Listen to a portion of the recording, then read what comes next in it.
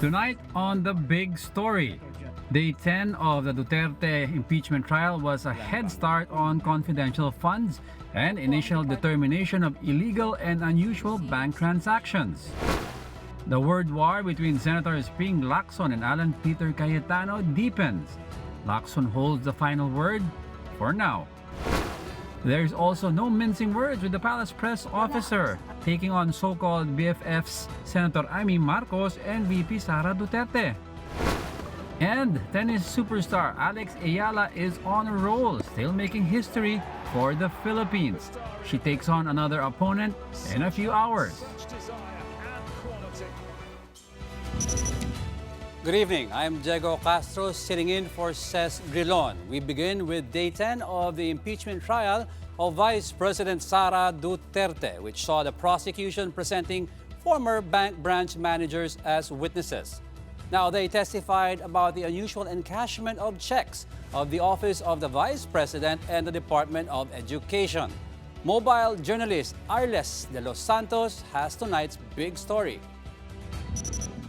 Impeachment Article 1 focuses on the alleged misuse and misappropriation of 612 million pesos in confidential funds, 500 million pesos from the OVP, and 112.5 million pesos from the DepEd.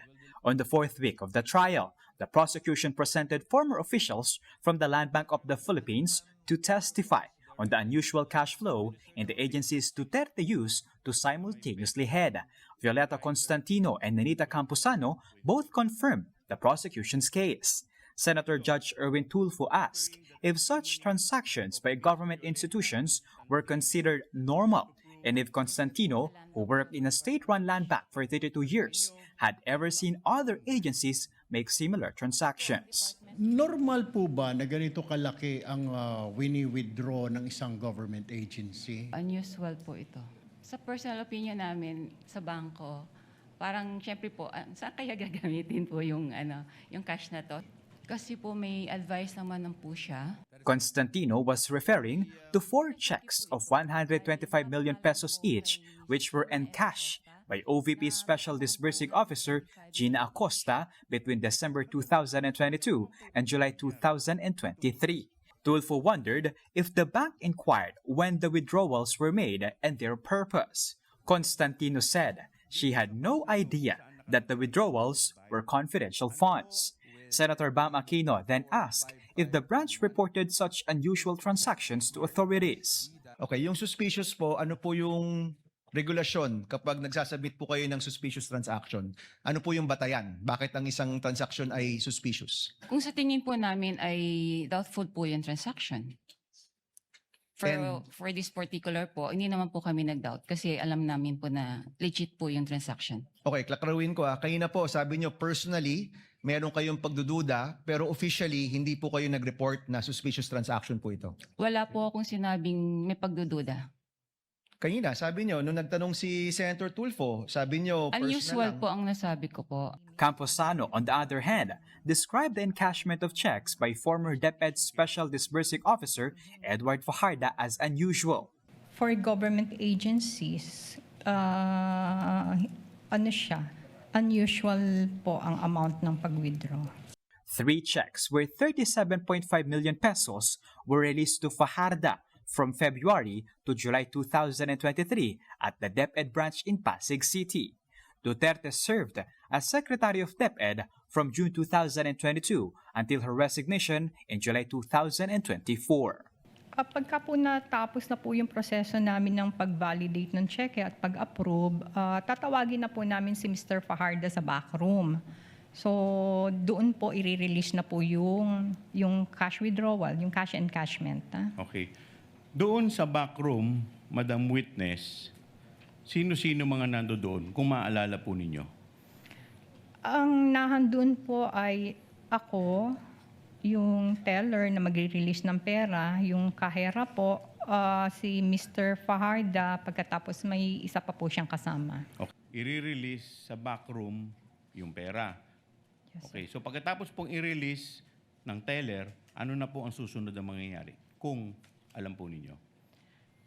Ilalagay na po yun ni Mr. Fajarda sa dala niyang bag. And then, lalabas na po sila dun sa may fire exit, sa may back door po namin. So, ilang bag ang dala ni Mr. Fajarda, kung maalala po ninyo?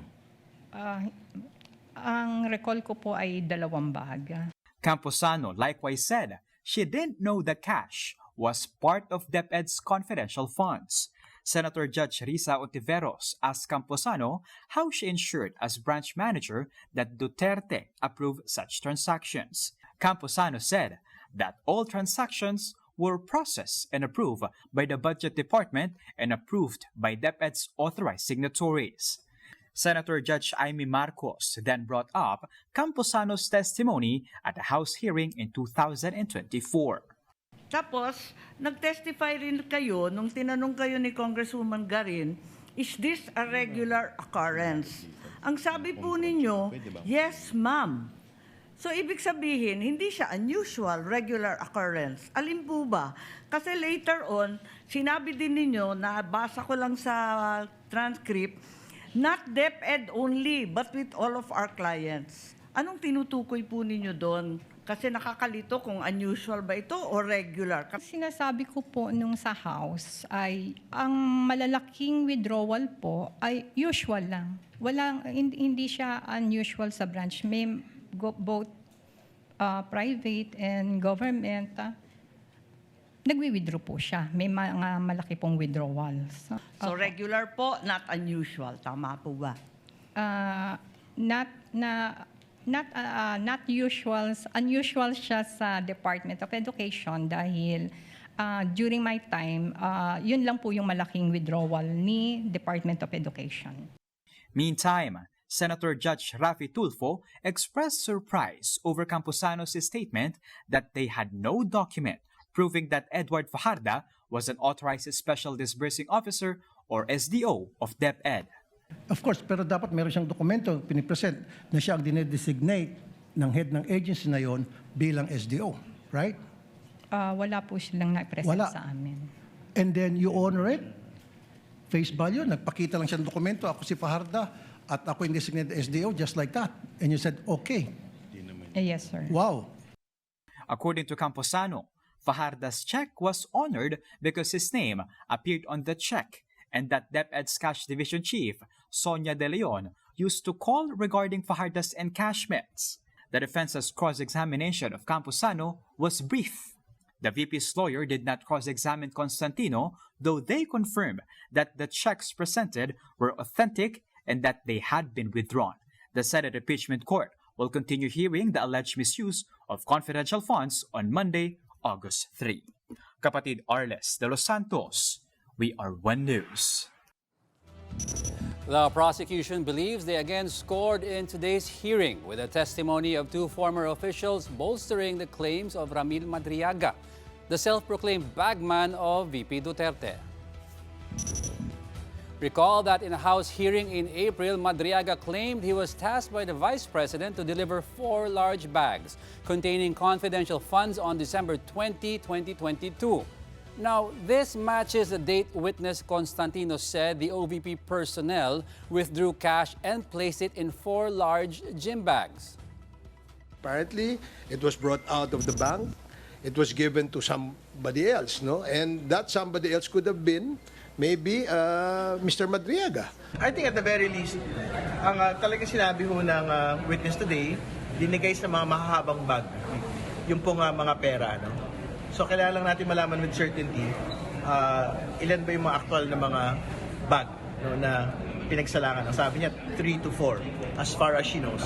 Evidence should corroborate itself, ganun ang sa prosecution, without delving on the merits, pero dapat nagtutugma naman talaga lahat. And unusual is the perfect start for the prosecution pagdating sa confidential funds. Mahusay na simula ito, na sa simula't simula pa lang, ang mga bangko na pinaggalingan ng 612.5 million na cash ay unusual. As for Duterte's defense team, they explained their decision to forego the cross-examination of one of the prosecution's witnesses. They also maintained there was nothing in the testimonies today that was damaging to their case. Sa totoo lang, it wasn't really on the legal strategy side. It was more of, doon naman sa naging testimonya ng witness, wala naman tayong nakitang issue doon.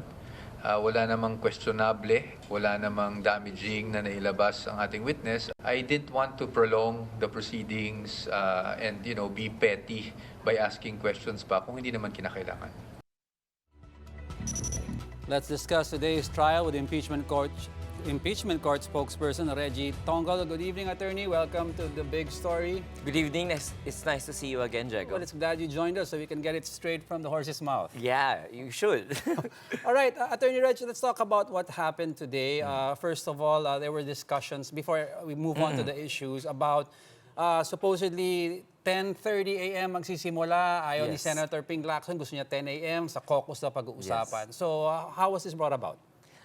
Unang-una, meron talagang pushback doon sa pag-umaga na from other senators.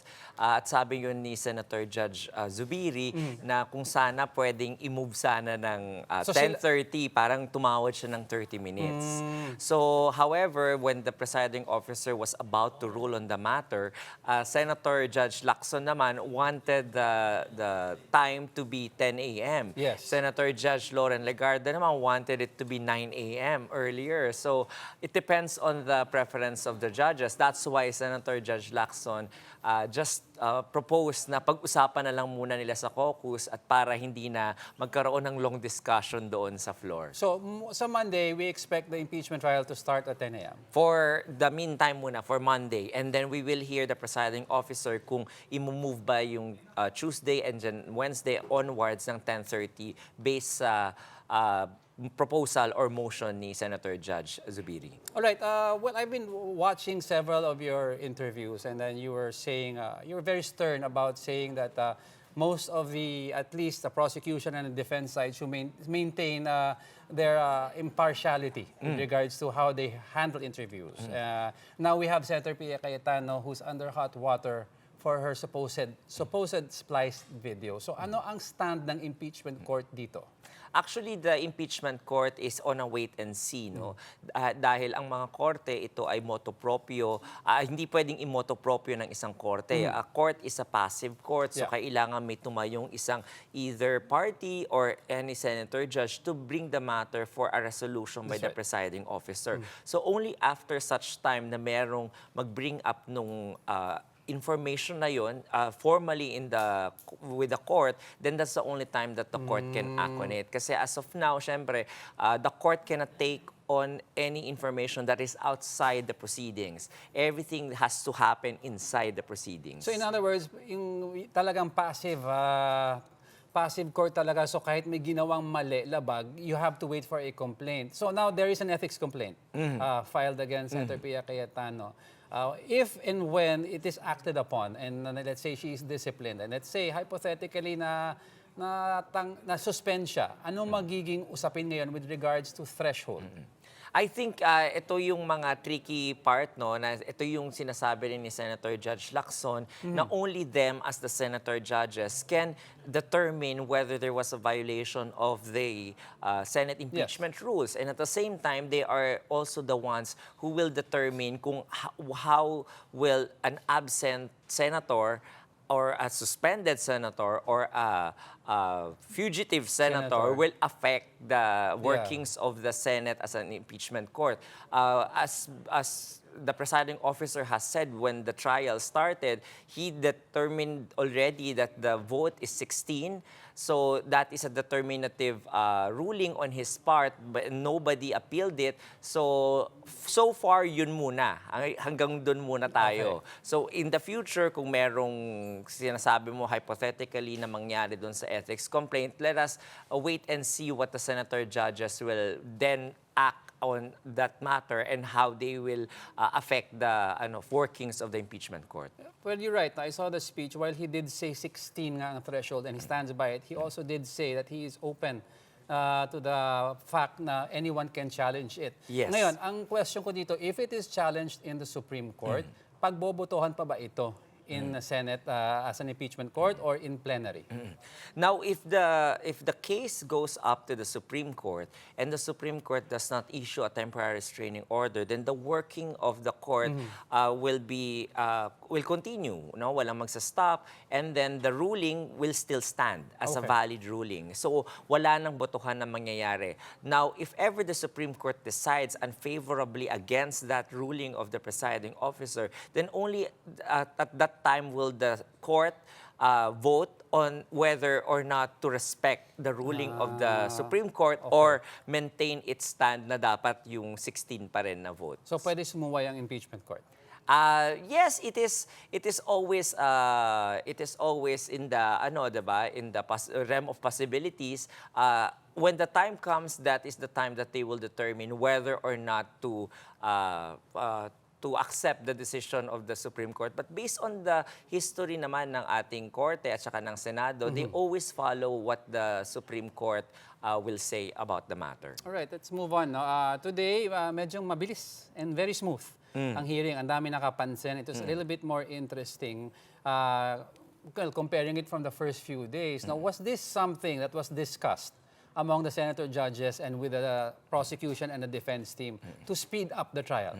You're right. I think it's a group effort on the part of the court and the parties themselves to expedite the proceedings. As you all know, we have just started the last 3 weeks pa lang tayo in the proceedings. So we're still getting the engine heated up. So ngayon medyo nakuha na natin yung bearings and they already know how to work with each other and pati mga style ng mga bawat senator judge, kung paano mo sasagutin yung tanong, pati yung mga magkalaban na parties, they already know how to deal with each other. So, and also the fact that these two witnesses that were presented earlier were simple authenticating witnesses lang nung mga cheque na pag in and out ng pera na doon sa land bank branches pero, na yun. di ba, yung sa grave threats, they were also authenticating video. So what happened there? Was it the fact na ang nag-litigate or yung naging prosecution lawyer was Attorney Ligutan, who is a litigator,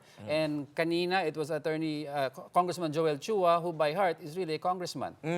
I cannot hazard a guess on kung is it because of the background and the style of the lawyer, pero ako mas important kasi makita natin yung dalawang witnesses, yung pagkakaiba ng witnesses na yon.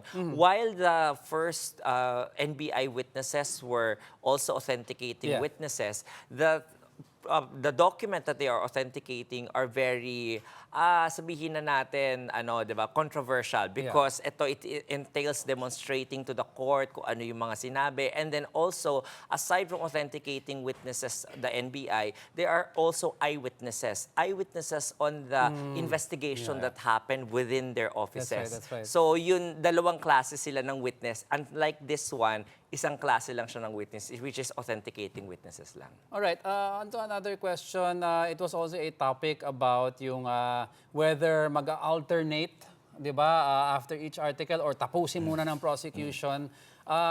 Sino ba ang nag-decide nito? Was it the impeachment court or you left it up to the prosecution and the defense team? The initial recommendation came from the Senate President and also the presiding officer because they want to find ways on how to better present to the public yung mga nangyayari in the proceedings and the case itself. And also they want to expedite the matter and to help out the parties to really narrate the story of each of their cases and then the defense. However, as you all know, hindi nag-agree yung defense because they feel that it is against fair play to change the rules of the game in the middle of the proceedings already, and they will have a short time to prepare for their presentation of evidence if ever they have agreed to that recommendation. Kasi kung makita mo, kung nag-agree sila doon, makakancel yung hearing today and then they are only left with a few days para mag-present ng first witness nila, which is sa Monday na kaagad. So I think that's one of the considerations that they had put in the manifestation na kaya hindi sila nag-agree. Kasi ang daming lumalabas ng news online na kaya daw nagganito ang naging issues because parang baka the prosecution might terminate their case early. They can do that, diba? That's one of the things na, of course, now available to the prosecution. As we have seen in the previous impeachments, they dropped several articles. So as the presiding officer also mentioned earlier, he is cognizant of the fact that the prosecution also has the discretion to also do the same in this case, na pwede rin mag-drop ng article na instead na 4 yung artikulo na kailangan patunayan nila, baka i-drop nila yung isa, so 3 na lang. Okay, yung next kasi, while the presiding officer, si Senator Escudero, has gotten a lot of praise for the way he has handled it initially, no? But yung isang reklamo sa kanya is that masyado daw siyang, how do you call this? Maluwag in terms of how he disciplines the senator judges. Parang why is he allowing them to borderline defend, I'm not saying galing sa akin, but to borderline defend the defense side. We all know who we're talking about, no? So, ano ang masasabi niyo dito? Actually, the presiding officer's policy is to let the senator judges ask the questions that they want to ask. Kahit hindi related?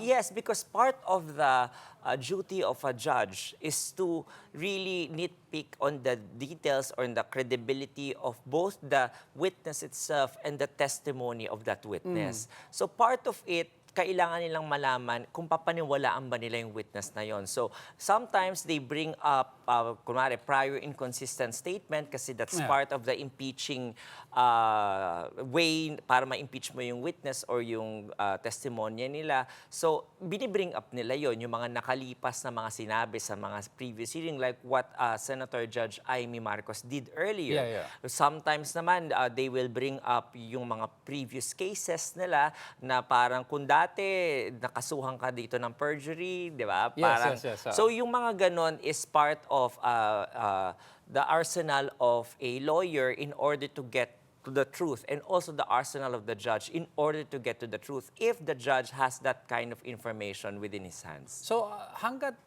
Until where is the power of a center judge in terms of how he manifests or he makes statements, no? Kasi is he free enough to say anything he wants kahit hindi na related masyado sa case? Kasi yan ang tinatanong ng iba. Is there a way that the impeachment court could minimize this para, sabi nila, sa panlasa ng mga viewers, hindi naman maisip na may bias?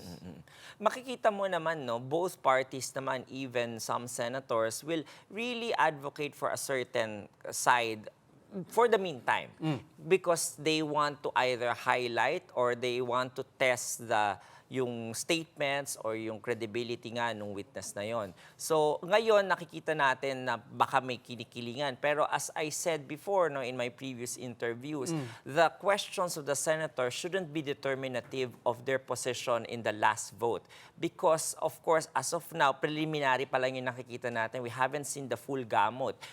For all we know, during the defense's presentation of evidence, they would act the same way and be very critical of the witnesses of the defense, and then tayo namang mga nanonood lang, sasabihin naman natin, bias naman siya against or for the defense. So, let's still observe and see, and I am very much hopeful naman sa ating mga senator judges, like all of us should be, na they already know what they're doing and they're also wise enough to have a sense of how they come across, because alam naman nila yung oath nila, diba? So alam na nila yon. Matanda na sila. No, it's not determinative of how they would vote, but you could more or less already see, based on other past impeachment trials, anong direction na tatahakin nila. You also were mentioned in another interview that we have to understand that by nature they are political animals. Correct. All right. So, ang question ng marami is, do you really believe in your heart that these senator judges will vote purely according to evidence and not take into consideration pressure for the upcoming elections? Sorry to put you on the spot, but ako, yes. While irrelevant yung feelings ko dito, diba? As a spokesperson of the impeachment court, I really know and believe that they are going to perform the way that they're going to perform impartially and fairly. So kaya kailangan along the way babantayan din natin sila, titingnan din natin sila how they will be able to perform at the final end. Pag nalatag na lahat. Pero ngayon nga I'm still giving them, everyone of us should give the impeachment court the benefit of the doubt that it can perform its function fairly and credibly and with the integrity that everyone is hoping for. Alright, let's go on naman yung subpoena, yung sa documents. No? So, help us understand this. No? When the documents arrive physically, I understand kasi subpoena is just to acquire the physical jurisdiction over it. You have said that. Ano ang mangyayari with regards to opening the box? Will we, the public, be able to see that on national television? Or that is subject to a vote, a debate, or as a caucus behind closed doors? Ano mangyayari? As I kept saying as well in my previous interview, wala na pong box. So It's open na. Pwedeng nakabox pa rin. But of Have you course, seen it? let's not, no, not yet, because the compliance to the subpoena will happen tomorrow, in camera pa July yan. 30. The in-camera will only happen for the AMLC documents. Okay. But for the BIR compliance and the bank compliance, it will happen before the clerk of court of the Senate. And it can be in a box. The BIR commissioner can comply by putting the documents in a box. He can comply by putting it in a folder, a Manila folder, or a clear folder. So, but the important thing is that the compliance to the compulsory process of the court, yun yung pinakahinihintay natin. So, yun yung abangan natin bukas ng 9 a.m. 9 Kasi a.m. doon sila magkikita-kita doon, both parties, pati yung mga pinasabpina para isurrender yung mga dokumento na yun. So yung commissioner mismo ng BIR hindi na? Hindi kailangan yung commissioner ng BIR. Hindi na kailangan ng written approval ni PBBM? Well, under the rules or the resolution of the presiding officer, it is conditioned on the written approval of the president. So the presiding officer definitively said that without such approval, the impeachment court will not be able to take into consideration the documents coming from the BIR, which we all know naman that the BIR will do its power naman or its part to be able to comply and at the same time not be held accountable criminally by violating the tax code. Well, I understand naman kasi it's not even a question yet na kung as formally introduced as evidence. Wala pa tayo doon, di ba? Yes, correct. But in the meantime, pwede ilabas sa court yung papers. So definitely, pag linabas sa court yan, makikita ng public. The reason why I ask you this is we also know this is also a public event in nature, and the numbers of the vice president has taken a hit with all this evidence that has come out. And ito ang apprehensions ng iba, baka naman nagiging tool ang Senate Impeachment Court with this evidence coming out, tapos hindi naman i-admit, kahit hindi i-admit, nakita na ng tao. So, how can you explain this to several of our viewers na hindi naman abogado? Well, that is the sui generis nature of the proceeding, diba? In an ordinary court, yung korte lang and the parties nakakita. However, in this proceeding, nakikita ng buong publiko dahil nga sa mga televisions natin, no? Yeah.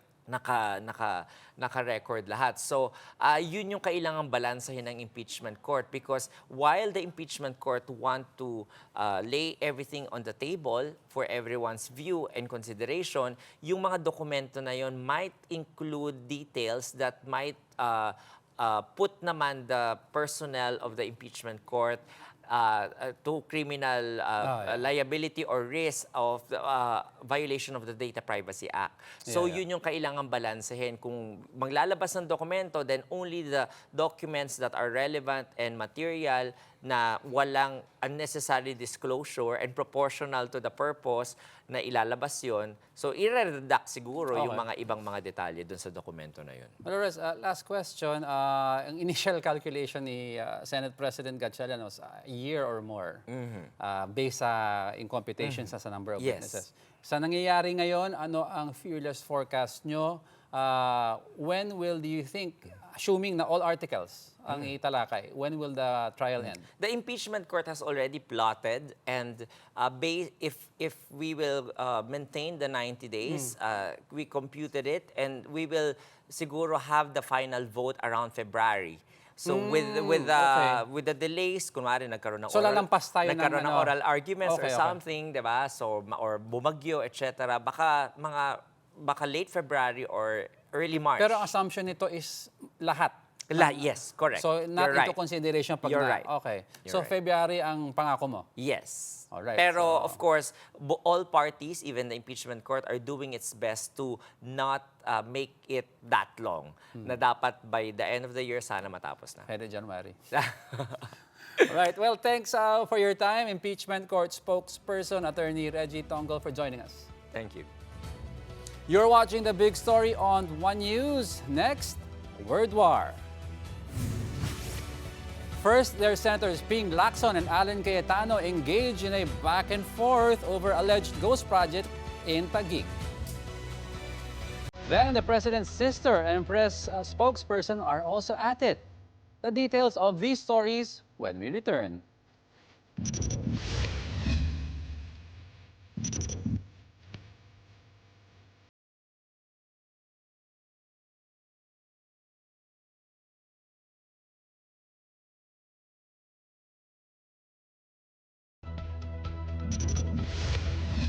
Tapos meron pang ICC sa Malacanang. Anong ICC sa Malacanang? ICC, Impact Factor. Uy, alam nila ang description ng salitang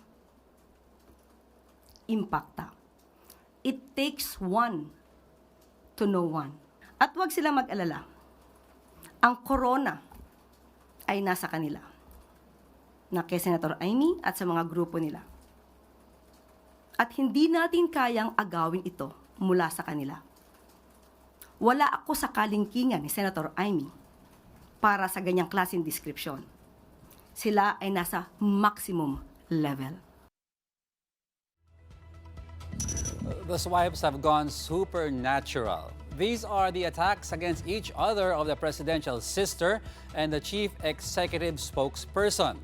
Senator Amy Marcos and Palace Press Officer Claire Castro have engaged in a direct and indirect word exchanges in the recent past.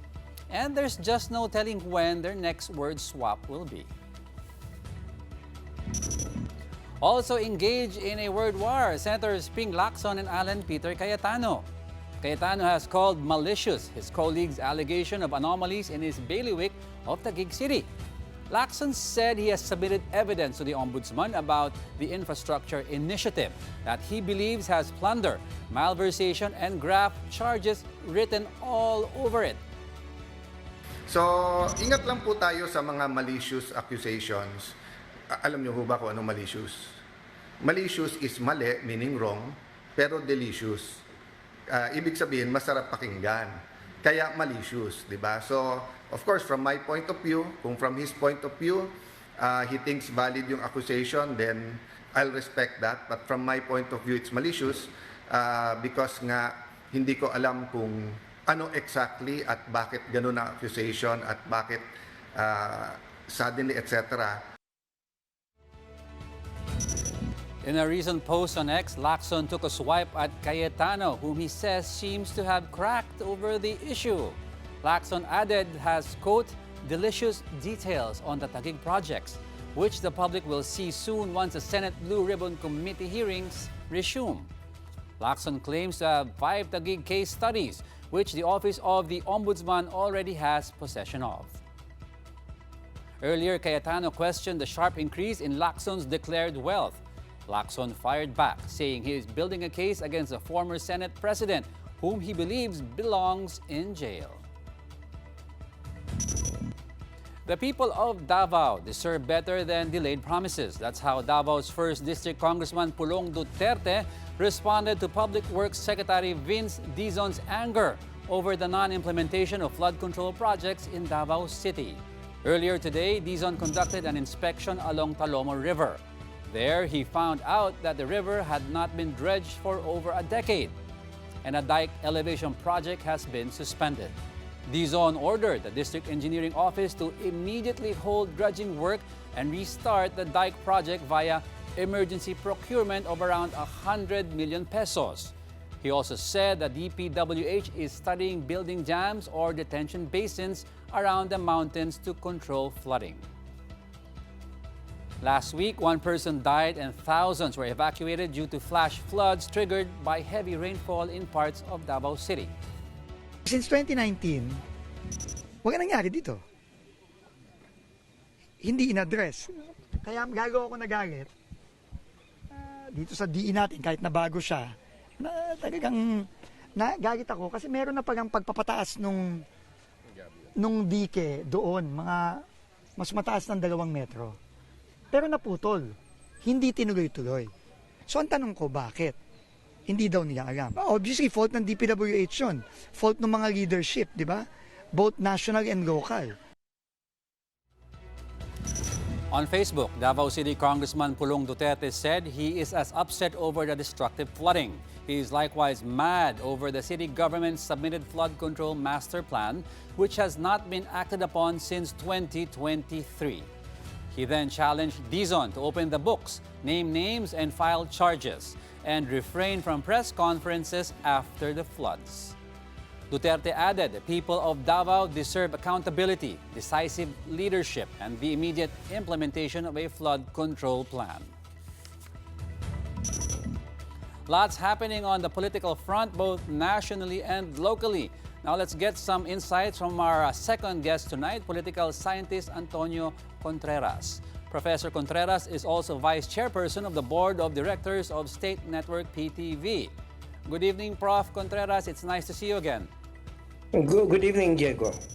All right, a lot to unpack, Prof, no? But siyempre, let's start off muna with impeachment. No? Word war siya. Daming he said, she said, sasagutan pa out of it about flood control issues. Ano ang issues among all of these that really stood out to you that has an impact on the landscape?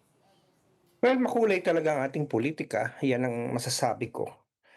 Yung Senate flicks ay lalong nadadagdagan pa ng iringan. For example, ni spokesperson Claire Castro at ni Senator Amy, yung bangayan ni Senator Lacson at ni Senator Cayetano, and then etong mga patutsadahan ni nagpatutsada si si Congressman Pulong kay Secretary Dizon.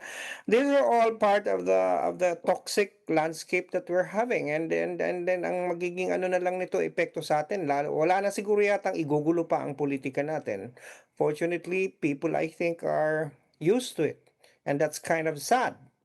When people are used to this kind of drama and we become desensitized, then we become either, reside na sa ganyan talaga ang politika sa Pilipinas, which is kind of dangerous.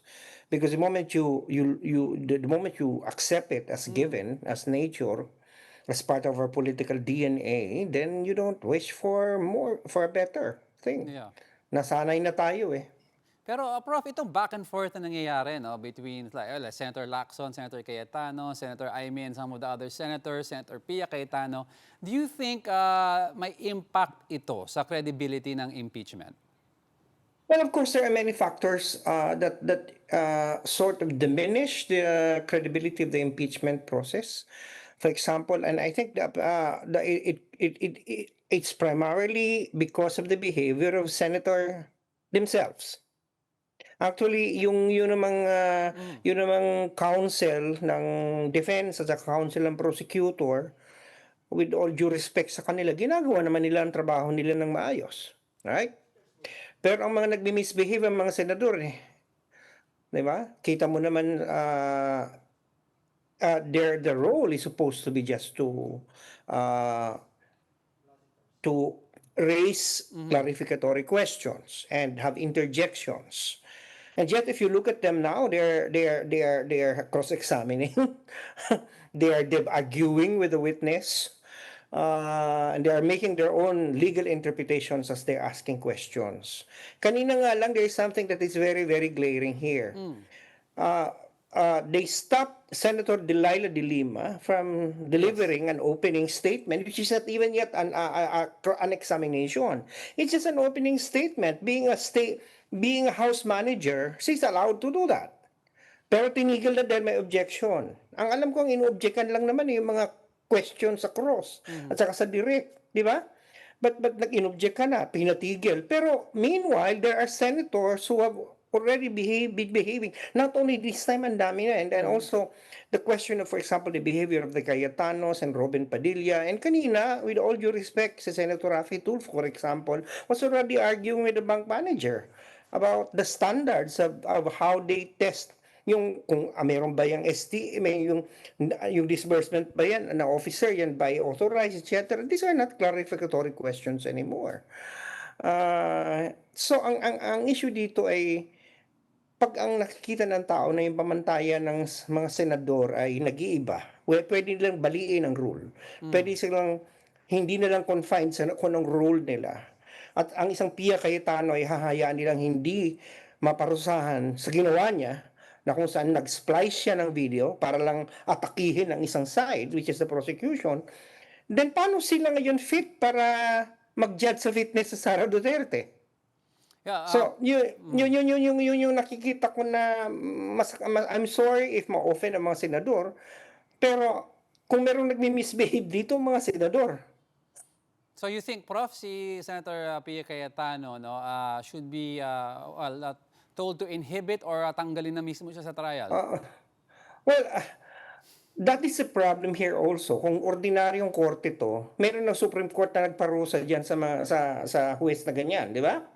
Kung ordinaryong korte to, ito ay impeachment court sa mga politiko ang nandyan. So, I don't know, the only thing that they can, of course, the Senate, sitting as a Senate can censure and discipline and even perhaps declare the actions of Pia Cayetano unethical.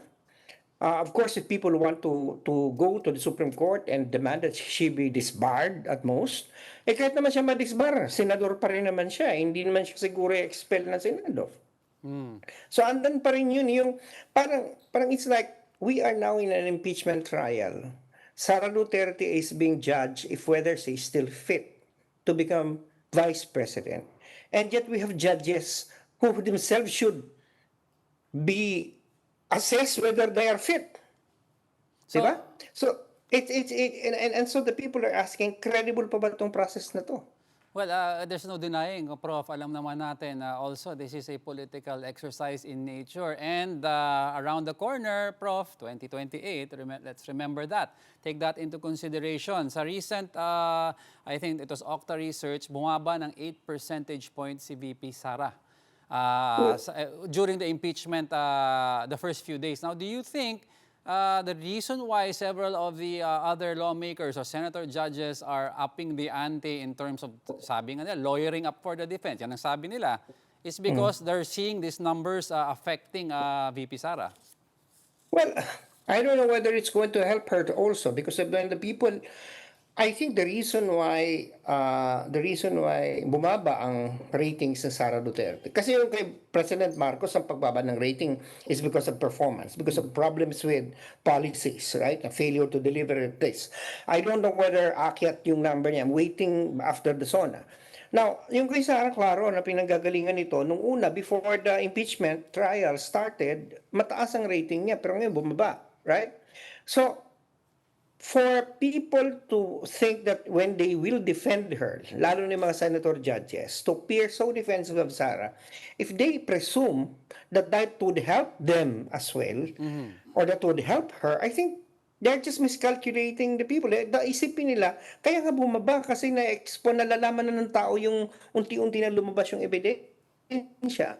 Nakita na yung kanyang mapagbabanta, yung mga PI niya na 8 yata, 7 na, I'm sorry, I can't say it here, but alam mo naman ang mura niya, yun ang nakita ng tao yun. So I don't know, perhaps nakadagdag yun sa factor na nagpababa sa kanya, kasi wala naman na siyang ginagawa wala naman siyang opisina na may trabaho, so therefore ayun lang ang pwedeng rason na bumaba siya because of the impeachment, unlike President Marcos sa maraming dahilan kung bakit bumaba yung kanyang rating. I-attribute mo sa kanyang job, sa criticism sa pag-deliver niya ng serbisyo. Pero yung kay Sara Duterte, I think naging factor yung impeachment trial. So kung ikaw ay senador, tapos i-depensa mo siya, tapos you are going to appear as if you're a defense lawyer when in fact you are a senator judge, it's a big gamble. Prof? Also, to yes. Yes, Prof. Pihit lang ng konti, Prof. Sayang yung sinasabi Hello? niya. Medyo nagchachapi tayo, Prof. Okay na, Prof? Oh, okay. I'm sorry because I can hear you. Am I okay? Yeah. Am I okay now? Let's go back to what was the last thing you were saying, Prof? Yeah. Okay. Prof? I was saying that it's not going to be, it's going to be risky for Senator. Prof? Can you hear me now? Yes. Now I can hear you, Prof. Okay, can you hear me now? Yes, Prof. Go ahead. Okay. Okay, I was saying that, it's going to be a big risk for senator judges to take the side of Sara Duterte, whose numbers are declining, because they might also be affected by that if they're going to appear so defensive and so biased in her favor. So that's a risk as well. So you think, Prof, as we go along, and if VP Sara's numbers continue to drop, yung mga soft Duterte supporters in the Senate, you think may chance they will vote to convict? Of course. They're politicians, so they know. So I think if I were Sara, I will be worried if her numbers will continue to decline. So, pero Prof, hypothetically, no, are we happy enough kung kunyari hindi siya ma-impeach or she's not acquitted, but rather her numbers continue to decline and to a point na pwede siyang labanan sa eleksyon? Okay na ba yan sa tingin nyo? Well, I think for some people that is another hope, despite the dread of having her as a candidate. Instead, of course, some people are hoping that she will be impeached para tapos na ang laban. But if she's not impeached, people are really hoping that she will be so diminished that she can be beaten. Pwede siyang talunin. So, yan ang sa tingin ko na gamble ngayon, yung play, the game plan ng maraming tao. All right, before I let you go, quickly lang, Prof, fearless forecast, convict or acquitted? Well, for now, medyo 50-50 din natin alam kung maka-reach ng. Of course, there will be more votes for conviction. As to whether it's going to reach the required number is hard to tell.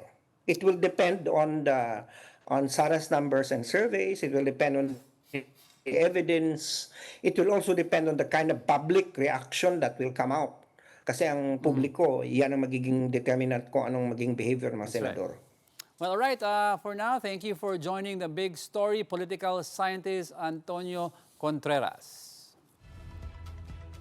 This is the Big Story on One News. Coming up, the Vice President takes on the subject of the controversial AI Hub initiative, Pax Silica. Stay tuned.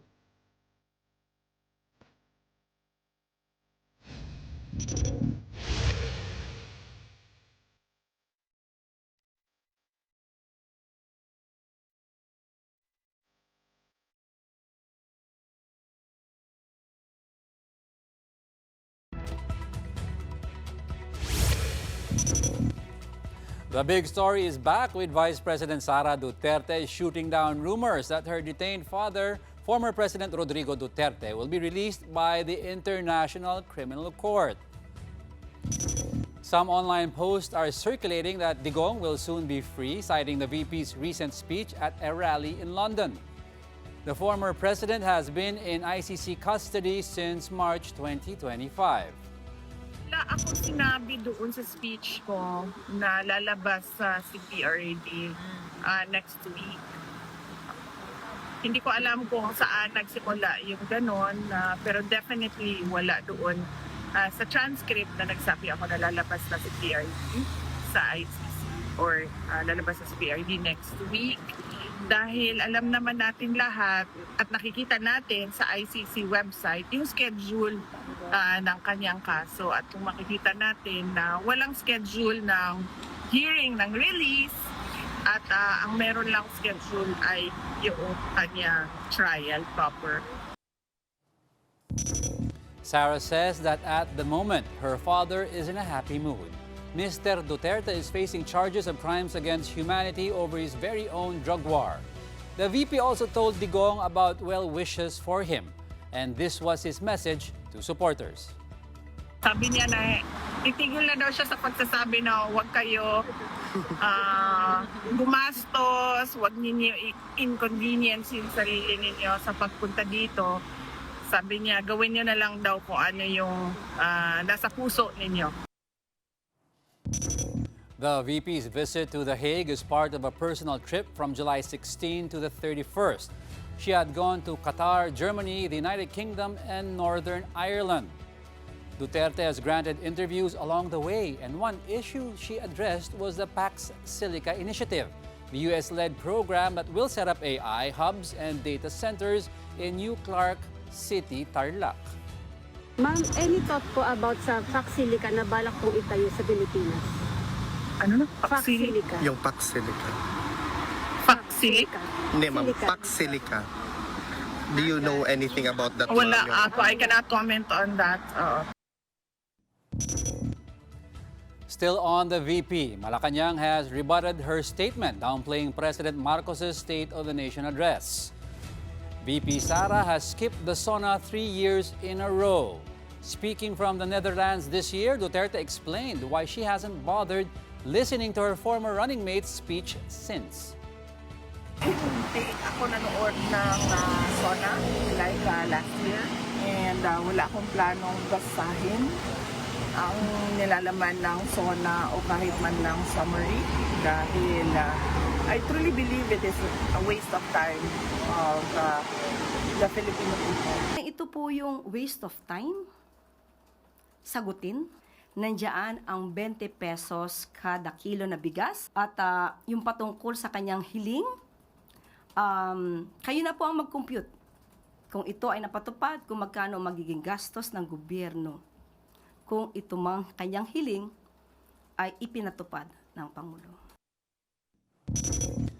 The VP did not stop there. She also hinted again about a no-election scenario in 2028. Malacanang, of course, has a response to that. We do not know if we still have a country by 2028.